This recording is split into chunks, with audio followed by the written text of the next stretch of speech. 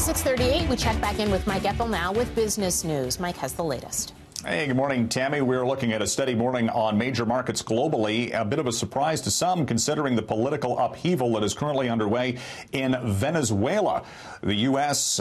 Basically telling the government there, the leader, Nicolas Maduro, to step down after losing a recent election. U.S. recognizing the opposition candidate in this case, along with other nations, including Canada.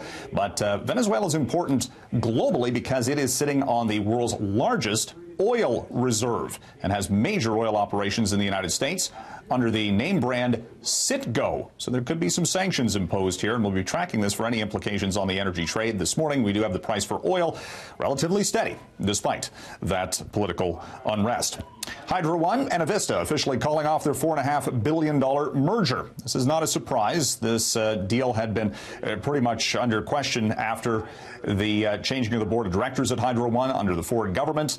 It was a deal that was set up in 2017 by the previous leadership at Hydro One, faced major regulatory issues in Avista's home state of Washington in the U.S., and Hydro One is going to have to pay a $100 million break fee to cancel that deal.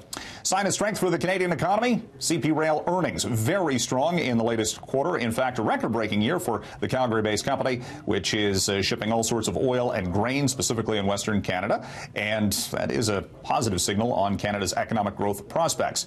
And Roger, this morning we're hearing about job cuts at Apple in the autonomous vehicle division. Project Titan, they've dubbed that.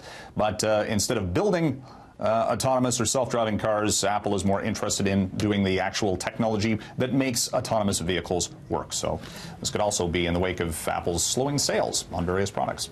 It kind of makes sense, you know, stay with what you know, right? Pretty much. Why build a car when you can just do the stuff that makes it work? Yeah, it was that much easier. All right, we'll see what happens with that. Ontario making changes for autonomous cars. So.